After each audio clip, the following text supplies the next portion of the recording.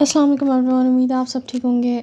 हम last topic already पढ़ चुके हैं जिसमें हमने बार्टर सिस्टम के बारे में पढ़ा था, उसकी डिसएडवांटेजेस पढ़ी थी कि वो क्या क्या थी जिसकी वजह से हमें कोई और मेथड ढूंढना पड़ा गुड्स की एक्सचेंजिंग के लिए। ठीक है, तो हमारे पास जो नया मेथड आया वो कौन सा था? मनी, जो कि आज के ज़माने में यूज़ हो रहा है।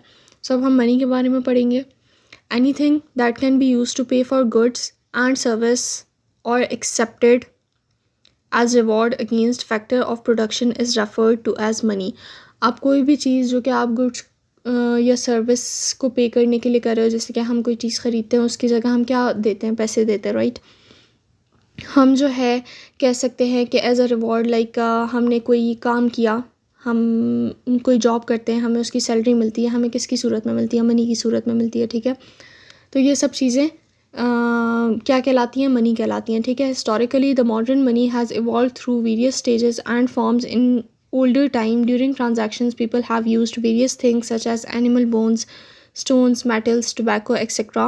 With the passage of time problems began to rise regarding different goods which were being used as a medium of exchange. अब अगर हम हिस्टोरिकली बात करें तो मतलब ये जो पैसे हैं ना, जो कि आज के ज़माने में हम यूज़ कर रहे हैं, ये एकदम से उठ के नहीं आ गए थे कि भाई हमने सोचा बस अब ऐसे जैसे आज के ज़माने में पैसे ये बन जाएंगे। ठीक है, ये एक तरीके से वेरियस स्टेजेस से निकल के आए। किस तरीके से? पहले के टाइम में क्या क्या यूज़ होता था? Animal bones, stones, metals, tobacco etcetera, ये सारे के सारे जो है वो एक तरीके से एक दूसरे की लेन देन में चीज़ों की यूज़ हो रहे होते थे। लेकिन फिर जब जैसे कि हमने बार्टर सिस्टम में पढ़ा कि प्रॉब्लम्स जो है वो मतलब ज़्यादा होने लग गई बार्टर सिस्टम के थ्रू, तो फिर हमने जो है अपने मीडियम ऑफ एक्सचेंज को चेंज कर लिया और जो कि अब है money. According to Prof Crowther, money may be defined as anything that is generally acceptable as a means of exchange and at the same time acts as a measure and a store of value. Prof Crowther ने जो है कहा कि money जो है वो कुछ भी डिफ़ाइन की जा सकती है, लेकिन किस तरीके से कि वो एक्सेप्टेबल हो। किस चीज़ में? एज ए एक्सचेंज, जो कि हम कोई चीज़ की ख़रीदारी करते हैं या फिर लेन देन करते हैं। ठीक है, और साथ ही हम उसको स्टोर कर सकें। ठीक है, यानी कि एक तो हम एक्सचेंजिंग रेट्स में भी उसको यूज़ करें और दूसरी चीज़ हम उसको संभाल के भी रखें, जैसे आज के दौर में हम पैसे को संभाल के रखते हैं फ्यूचर यूज़ के लिए। अब यहाँ पे कुछ फंक्शंस हैं मनी के। The problems that come with bartering have led to the evolution of money in its current form. There are 4 functions that money undertakes in modern society. अभी आज के ज़माने में अगर हम देखें तो मनी के क्या क्या फंक्शन है? To act as a medium of exchange, allowing economic agents to exchange goods without the need to barter. यानी कि जो भी बार्टर की ज़रूरत नहीं पड़ती, यानी कि हमें ये नहीं है कि अगर हमें किसी से चावल चाहिए तो हमें उसे अंडे देने पड़ेंगे। हम जो है हमें किसी से चावल चाहिए तो हम उसे पैसे देंगे और उतने पैसे देंगे जितने के हमने चावल लिए हैं। ठीक है, और ये उसे पता होगा कि कितने के वो चावल हमें दे रहा है। ठीक है, सेकंड हमारे पास है to act as a unit of account, allowing people to compare relative price of goods and services through a common denomination. यानी कि हम कोई भी चीज़ है, ऐसा नहीं हो सकता कि अगर हमें चावल चाहिए तो हमें उसको गोल्ड देना पड़े। गोल्ड की वैल्यू बहुत होती है और चावलों की वैल्यू अगर हम एज़ कम्पेयर टू गोल्ड बोलें तो बहुत कम होती है। ठीक है, तो पैसे जो है वो एक तरीके से जो चीज़ें होती हैं उनके दरमियान मेजरिंग करता है कि कौन सी चीज़ महंगी है, कौन सी चीज़ सस्ती है। ठीक है, तो इजीली हम पैसे के ज़रिए उस चीज़ की प्राइस बता सकते हैं। नंबर थर्ड है to act as a store of value, allowing people to forgo immediate consumption as if they have a surplus of resources and to retrieve it at a later date in order to consume. अब देखो, जैसे barter system में हमने पढ़ा था हम perishable goods को संभाल के नहीं रख सकते। ठीक है, फॉर एग्जांपल सब्जियां हो गई, हम उनको एज एक्सचेंज हमें अगर फ्यूचर यूज़ में ज़रूरत पड़ी हम उसे संभाल के नहीं रख सकते, लेकिन हम पैसों को संभाल के रख सकते हैं for the future use. Number fourth है to act as a standard of deferred payments, allowing people to consume goods and services in a current time period while continuing to pay in future periods.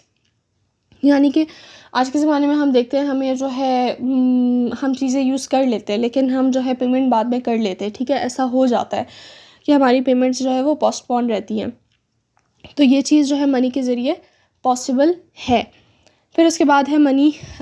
Money की यहाँ पे types बताई हुई हैं कौन कौन सी: store of value, measure of value, acceptable of medium of exchange, जो कि अभी ऊपर पड़ा है। ठीक है, एक डायग्राम में दिया हुआ है बस।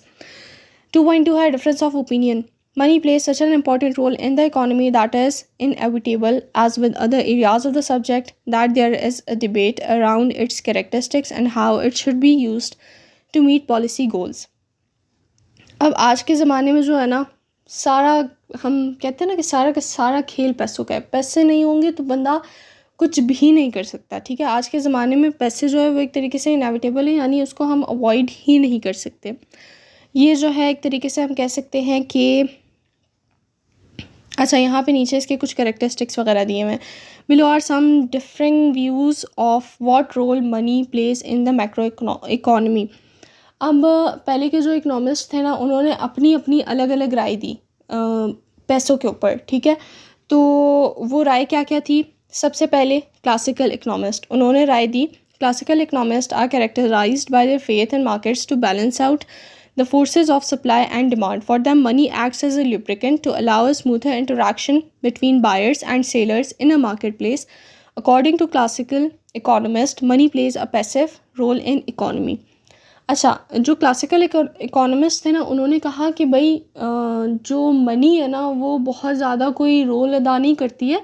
ये एक तरीके से सिर्फ चीज़ों की लेन देन में जो है वो अपना एक रोल अदा करती है. ठीक है, तो एक पैसिव फैक्टर है, एक्टिव फैक्टर नहीं है. मतलब कह सकते हैं कि जैसे जो एक मेन नहीं कहा जाता कि भाई एक्टिव रोल ये अदा कर रहा है, वो कहता है कि भाई ये मनी जो है वो एक पैसिव रोल अदा कर रही है, जो कि पीछे पीछे का एक तरीके से हेल्प कर रही है. ठीक है, फिर आए Keynesian economist. For Keynesians, in additions to providing smooth trade of good in an economy, money also has another role. It acts as a store of value.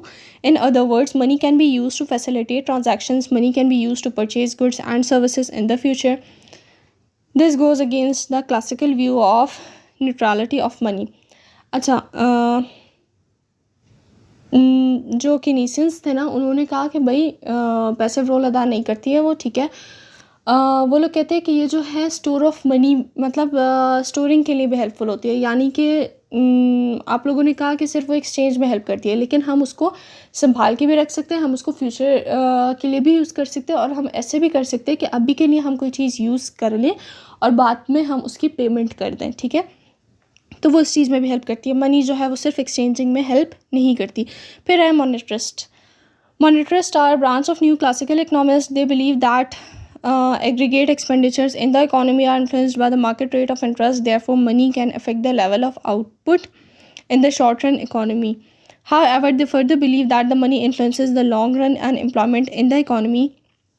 If monetary policies are used to increase aggregate demand, it is thought that in use of additional money may cause a short term boost in output but will ultimately lead to inflation in the economy.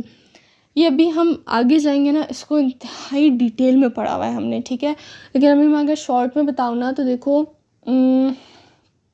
हम एक तो कह सकते हैं कि हमने company के छोटे मोटे काम करने हैं. ठीक है, शॉर्ट रन में हमें उसे लेके चलना है. फिर एक होते हैं कंपनी के लॉन्ग टर्म गोल्स. ठीक है, लॉन्ग टर्म में डिमांड और सप्लाई को हम देखते हैं. अब देखो, हमारे पास पैसे होते हैं, हमने इन्वेस्टमेंट की होती है, हम जो है अपने जितने भी काम होते हैं, लाइक देखो पैसों के बगैर कोई भी काम हम नहीं कर सकते अपनी कंपनी के अंदर. ठीक है, तो यहाँ पे ये बात की गई है कि मॉनेटरिस्ट ने कहा कि अगर कोई भी कंपनी है, उसका शॉर्ट टर्म गोल्स कह लो या लॉन्ग टर्म गोल्स कह लो, या फिर हम कह सकते हैं उनकी इकोनॉमी कह लो, ये डिपेंड ही पैसों पे करती है. मतलब स्टार्ट में तो ये कहा गया ना वो सिर्फ एक्सचेंज है, फिर बाद में कहा गया वो सिर्फ स्टोरिंग में हेल्प करती है, लेकिन फिर मॉनेटरिस्ट ने कहा कि भाई वो सबसे मेन रोल ही वो अदा करती है कि जो भी इकोनॉमी है वो लेके ही मनी चल रही है. ठीक है, तो अभी ये जो शॉर्ट रन और लॉन्ग रन है, इसको हम आगे जाके और भी ज़्यादा डिटेल में पढ़ेंगे. शॉर्ट रन में भी पढ़ा हुआ है और लॉन्ग रन में भी पढ़ा हुआ है, तो इंशाल्लाह वो हम आगे कवर करते हैं. अब इसका कंक्लूजन है, these are the three core views on the role of money within an economy. The Keynesian and monetarist theories will be discussed at greater length in subsequent section of this chapter. यही बात मैंने अभी की है. Where possible, it is important to consider the different outlooks on money as we progress through the reading. अच्छा, evolutionary stages of money video बहुत ज़्यादा बड़ी हो जाएगी, तो इसको इंशाल्लाह नेक्स्ट टॉपिक में कवर करते हैं. बाकी अपना ख्याल रखना, कोई क्वेश्चन हो तो कमेंट कर सकते हो, और अगर हो सके तो सब्सक्राइब कर देना प्लीज़. बाकी अपना ख्याल रखना. अल्लाह हाफ़िज़.